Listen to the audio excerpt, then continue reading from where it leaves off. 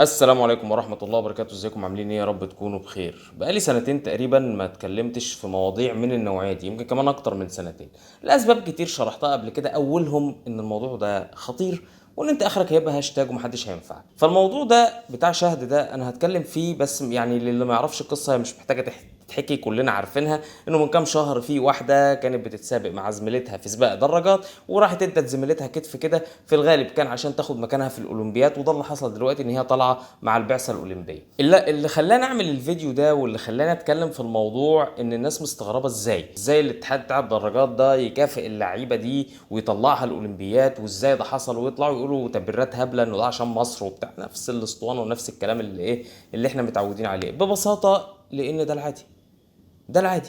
يعني ازاي مثلا كوبري يتبنى وبقالوش 3 سنين ويتهد؟ يعني ازاي مثلا واحد يموت بحسرته والمسؤول ما يتحاسبش؟ يعني ازاي مثلا وزير تربيه وتعليم يبقى زي ما عمرو اديب طلع قال كده ان الراجل ده مش دكتور، وان الراجل ده شهادته وحكايته وفلان وي وي وي، وانه مش عايز يقول انه واخد الشهاده بفلوس، والقصه اللي برضه طوب الارض عارفها، وبرضه الراجل يفضل وزير عادي يعني؟ فالاجابه على سؤال ازاي ان ده العادي. بالعكس، ده انا حتى شايف انه لو حصل غير كده يبقى ده اللي مش عادي. ليه ده العادي؟ عشان الظلم. الشيخ كشك الله يرحمه قال ايه؟ قال 9 اعشار الظلم في مصر، والعشر الاخير، العشر الاخير يجوب العالم نهارا ويعود ليبيت ليلته في مصر. يعني ما يبات تعديش عليه الليله غير لما يبات عندنا. ده ايه الهم اللي هناك؟ يا لهوي يا لهوي يا لهوي. فده العادي. الحل ايه بقى؟ الحل ان انت مثلا تمسك رئيس اتحاد الدراجات تقيله؟ لا، مش ده الحل الحقيقه. الحل انك تقفل برنامج احمد شوبير. كل دي صغائر الامور، مش هي دي الحل. امال ايه الحل؟ الحل اللي انتوا عارفينه، الحل اللي انتوا عارفينه. انما ده لا، ده مش الحل، وده العادي. وده حصل وبيحصل وهيحصل. الفرق بس ان هو المره دي حصل قدام الكاميرات، ان الدنيا كلها شافته. واحده داخله على زميلتها مديها مش شقلطها، كلنا شفناه.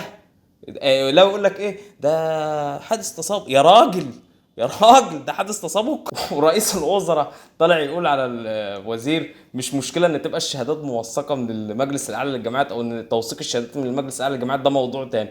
يا سلام، طب تمام، طيب الله ينور. استمر والله يعطيكم العافيه.